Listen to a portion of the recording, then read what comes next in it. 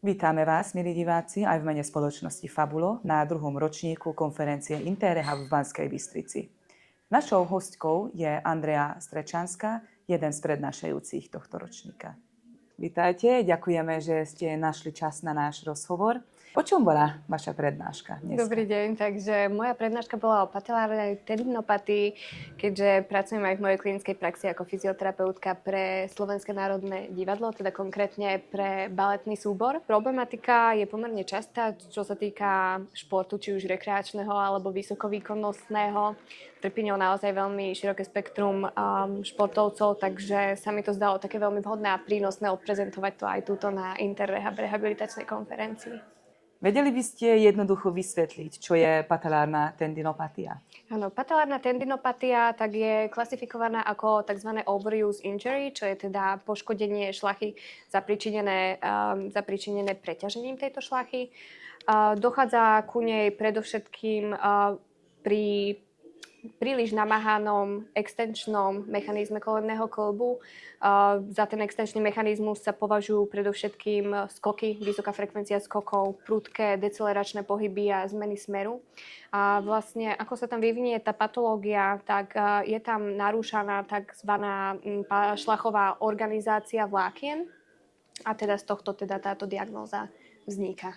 Koho tento problém najčastejšie postihuje? Sú to skôr športovci? Prevalencia tej patelárnej tendinopatie býva najvyššia u hráčov volejbalu.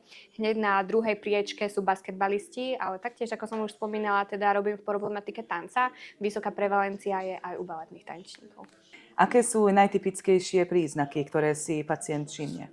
Takými typickými príznakmi, ktoré ten pacient pociťuje, tak je to predovšetkým bolestivosť distálnej časti pately, teda proximálneho úponu samotnej šlachy. Tiež je tam teda aj dysfunkcia samotnej šlachy. A ako vyzerá liečba a rehabilitácia v praxi? Tendinopatia je teda diagnóza, ktorá je považovaná za klinickú, čiže veľmi dôležitý je tam hlavne ten fyzioterapeutický manažment a intervencia, čo sa týka správnej zvolenej kinezioterapie. Už mnohé evidence-based štúdie vlastne poukazujú na tzv.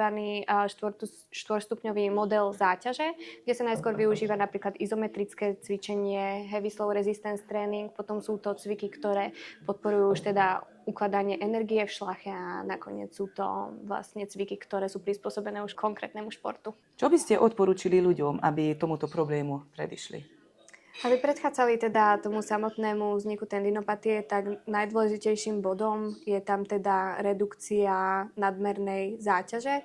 Keď sa jedná teda o vysokovýkonnostných športovcov, tak odporúča sa záťaž, taká vyslovene záťaž, ktorá irituje príznaky tej patelárnej tendinopatie, tak zredukovať ju na taký intenzívny tréning maximálne 3-krát do týždňa. A ako prevencia môžu športovci robiť niečo? Dodržiavať správne opatrenia, čo sa týka hlavne toho zaťažovania, dodržiavať správne zásady regenerácie, posilňovania a kompenzačné cvičenia.